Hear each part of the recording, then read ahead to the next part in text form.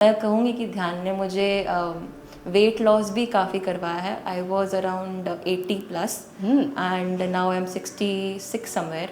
तो मैं एक ड्रास्टिक चेंज कह सकती हूँ, क्योंकि थायराइड जो था वो बहुत ज़्यादा मेरे लिए डिस्ट्रक्टिंग था। और आई थिंक ध्यान में आने के बाद ही मेरा ये कॉन्फिडेंस बढ़ा है, एक एक्सपीरियंस आया है कि हाँ, ध्यान ऐसा है कि हम हमारी बॉडी की जो क्लियरिंग है वो अच्छे से कर सकते हैं। आपके जीवन में ऐसा कोई वाकया है कि आपको लगा अभी मेरा कुछ नहीं हो सकता है और ध्यान ने आपको वहाँ पे संभाला हो?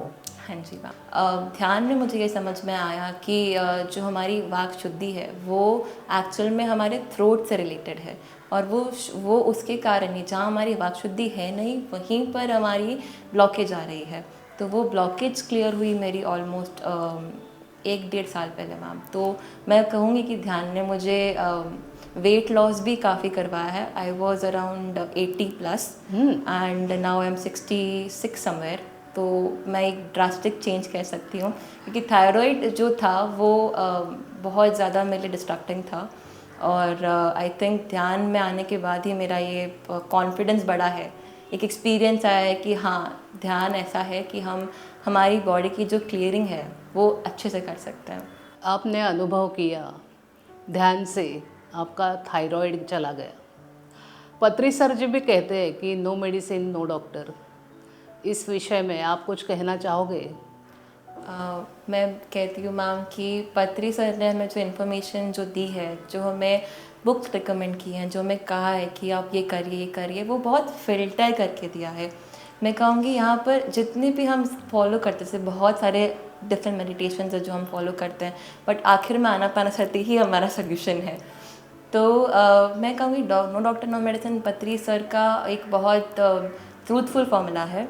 क्योंकि अगर आप ध्यान से जो ठीक कर सकते हो वो शायद आप डॉक्टर से टेम्पररी ठीक करवा लो, बट आपकी फिर जो एक्चुअल में हीलिंग होनी है, जो निकालना है, वो शायद आपकी दवाइयों से ठीक ना हो।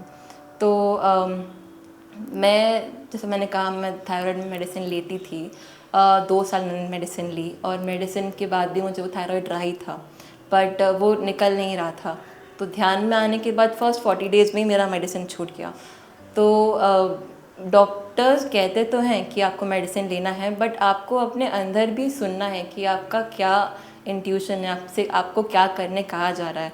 अगर आप विदाउट एनी मेडिसिन ठीक हो सकते हो, जैसे पत्री सर की एक और रिकमेंडेशन है, you can heal your life, Louise Hay की जो बुक है, तो उनमें वो कहती है कि अगर आप एफर्मेशन से भी ठीक कर सकते हो अपने बॉडी को, तो डॉक्टर्स के पास जाना क्यों है। अगर मैं और कहूँ कि मिरर वर्क, एक और जो बुक है लुइस ही की, तो उनमें भी कहा गया है कि अगर आप वाटर थेरेपी करते हो, अगर आप एफर्मेशंस करते हो, अगर आपका बिलीफ सिस्टम स्ट्रॉन्ग है, तो आप अपने आप को हील बिल्कुल कर सकते हो।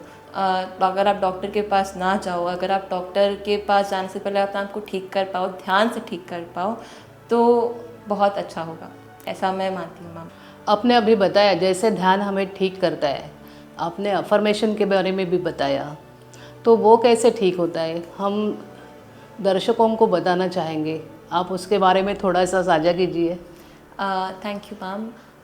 एफर्मेशंस के रिगार्डिंग मैं ये कहूँगी कि जैसे अगर आप अपने बॉडी से सेल्फ लव, हम जो कहते हैं, जो हम कहते हैं कि अपने अपने आप से प्यार करो, अपने आत्मा से प्यार करो, सबसे प्यार करो।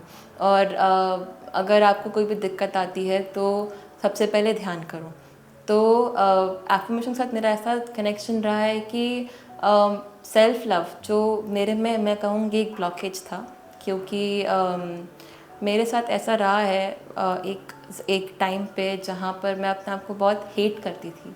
मतलब मुझे लगता था कि शायद मैं यूज़लेस हूँ, मुझे नहीं अच्छा लगता, मैं क्यों करूँ ये सब। ये डिप्रेसिंग फेज जो रहता है उसमें मैंने बहुत अपने आप को नेगेटिव कहा रहेगा।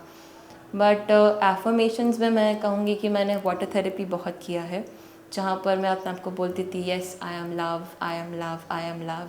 और ये कहीं ना कहीं एक पैरेलल बोलूँगी मैं, जहाँ साथ में चलता है।